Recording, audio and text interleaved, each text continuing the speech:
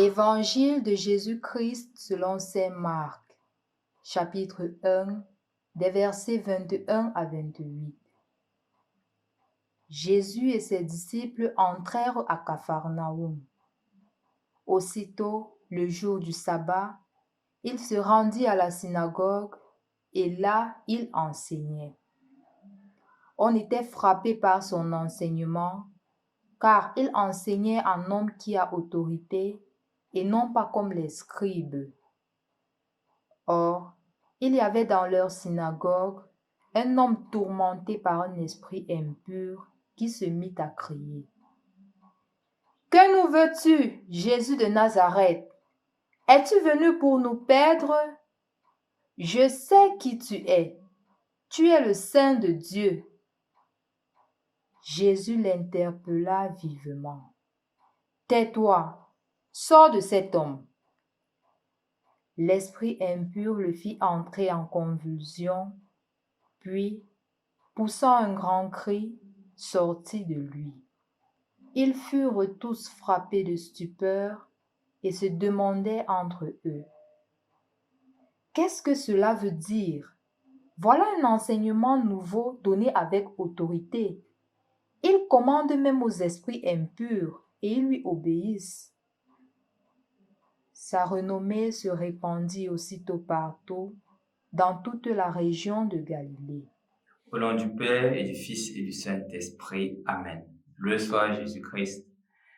En ce dimanche, nous avons plusieurs raisons de nous réjouir, spécialement de ce premier miracle que le Seigneur opère, de cette première guérison, de cette première prière de délivrance, d'exorcisme que le Seigneur opère. Ce serait bien de situer le contexte dans lequel ce texte est écrit. On précise clairement que Jésus allait à la synagogue comme tout juif. Donc, il vivait sa foi juive. Il ne se mettait pas à part. Il ne se sentait pas, bien qu'il soit fils de Dieu. Il ne se sentait pas tellement supérieur qu'il disait que je n'ai pas besoin d'aller à la synagogue. Au contraire, il allait à la synagogue chaque samedi et il priait. Et il priait comme tout le monde. Il priait comme les autres pour justement demander la force du Père d'accomplir sa mission. C'est pour cela qu'on parle de Jésus de vrai Dieu et vrai homme. Parce qu'il a vécu toute son humanité. Comme juif, comme simple humain, il a vécu son humanité à l'exception du péché. Et donc, arrivé à la synagogue, il se met à faire quelque chose de spécial. Il enseigne. Mais son enseignement a une particularité parce qu'il enseigne en personne qui a autorité. C'est clairement stipulé. Pas comme les scribes. On se demanderait donc comment est-ce que les scribes enseignaient.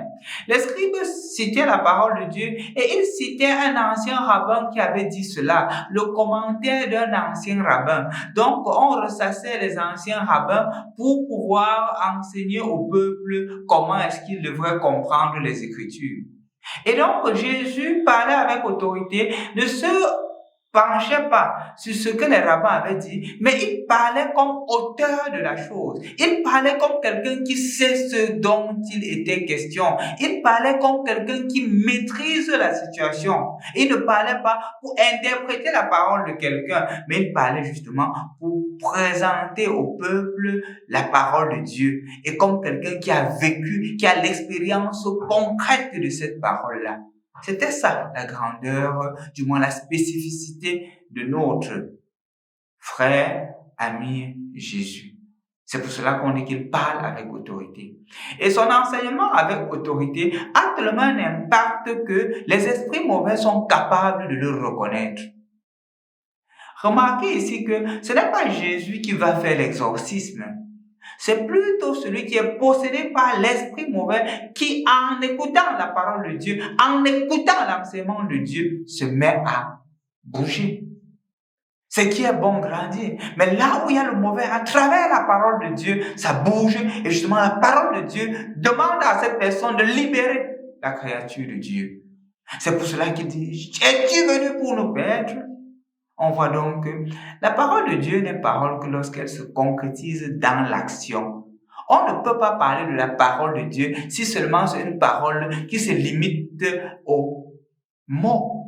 Ça ne se limite pas aux paroles, ça ne se limite pas aux mots. Ça va au-delà. Ça transforme la vie de la personne. Et justement, on voit l'enseignement de Jésus dans l'évangile d'aujourd'hui qui transforme la vie de ce juif au point où il est capable de dire, es-tu venu pour nous perdre? Nous savons qui tu es, le Saint de Dieu. Mais Jésus dit, silence. Jésus délivre la personne. Jésus délivre la personne. Jésus rend la personne libre. Jésus redonne à la personne sa dignité de fils de Dieu. Sa dignité d'enfant de Dieu. Que c'est beau. En fait, chers frères et sœurs dans le Christ, l'évangile d'aujourd'hui nous aide à plusieurs niveaux. Premièrement, à nous rendre compte que la parole de Dieu que nous écoutons ne doit être une parole efficace que lorsqu'elle peut nous transformer notre milieu. Si la parole de Dieu que nous écoutons n'est pas capable de nous transformer, n'est pas capable de changer quelque chose en moi, elle n'est pas parole. Elle fait tout sauf sens, sauf être la parole de Dieu. Parce que l'objectif et la finalité de la parole de Dieu, c'est qu'elle puisse avoir de l'autorité sur nous. Parce que ce n'est pas une parole quelconque, c'est Dieu qui nous parle.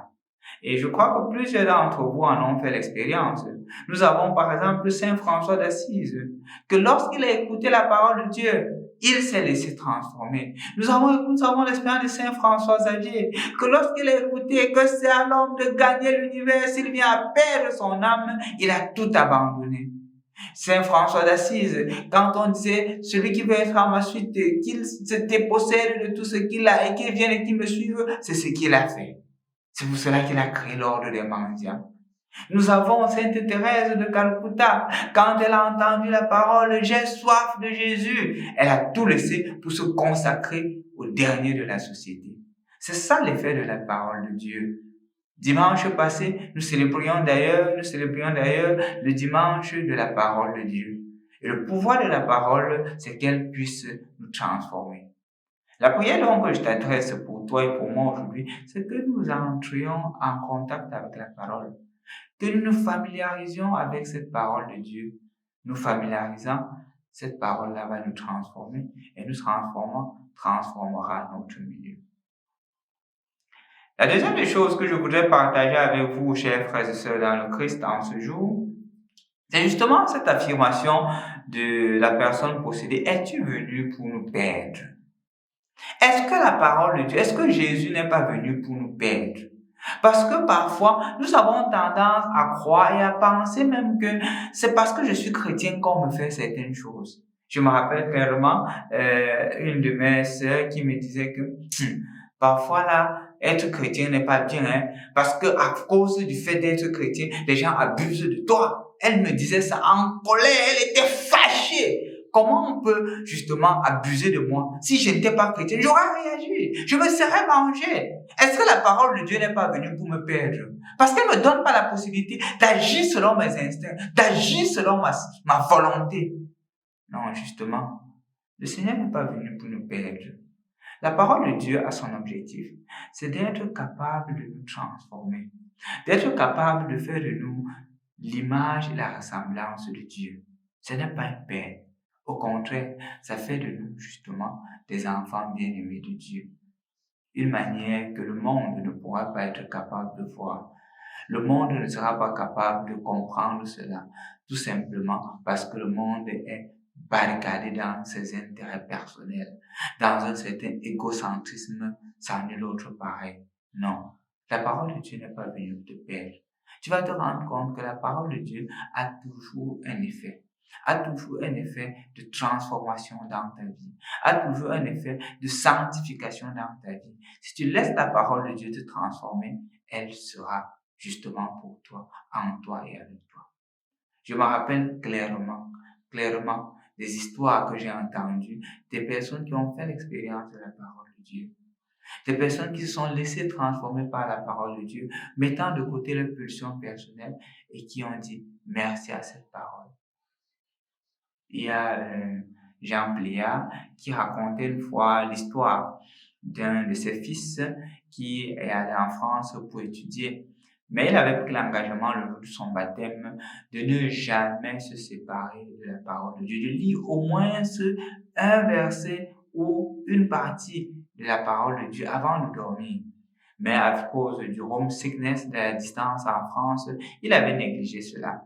Et donc, il a pris la résolution de prendre la Bible, de mettre sur son thé d'oreiller, de manière à ce que quand il rentre le soir, même s'il est fatigué, voulant se coucher, il va se rappeler qu'il y a la Bible, il va ouvrir, il va au moins la lire avant de dormir.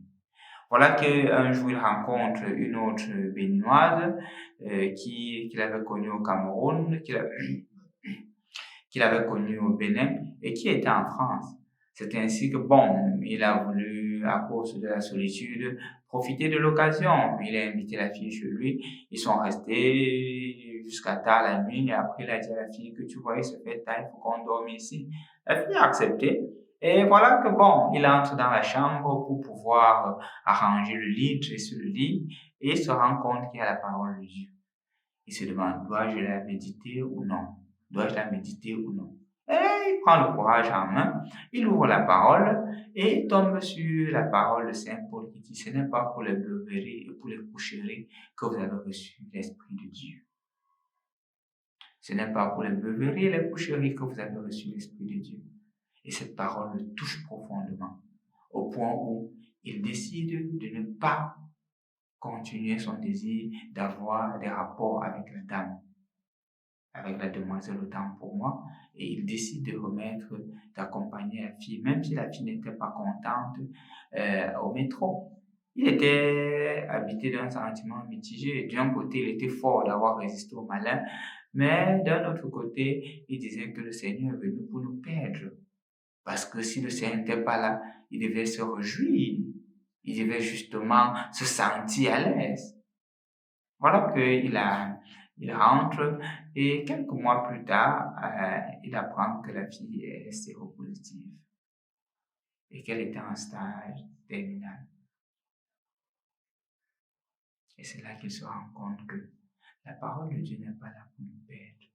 La parole de Dieu est là pour nous transformer et pour nous faire éviter le mal, pour un plus grand bonheur. Donc, mon frère, ma soeur, médite la parole de Dieu. Nous avons un texte dans notre chaîne YouTube sur comment faire la lecture divine, sur tout savoir sur la lecture divine. Laisse-toi davantage transformer par cette parole et ainsi tu seras capable de te transformer et d'avoir un autre regard sur le monde d'aujourd'hui, un autre regard sur les autres, non plus un regard qui juge, non plus un regard qui condamne, non plus un regard qui se moque, mais un regard d'amour, de compassion et de miséricorde. Quand ce dimanche, la parole de Dieu te transforme effectivement, mais aussi qu'elle fasse de toi un autre missionnaire de l'Évangile.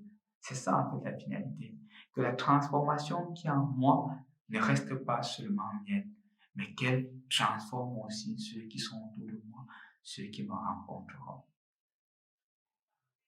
Au nom du Père et du Fils et du Saint-Esprit. Amen.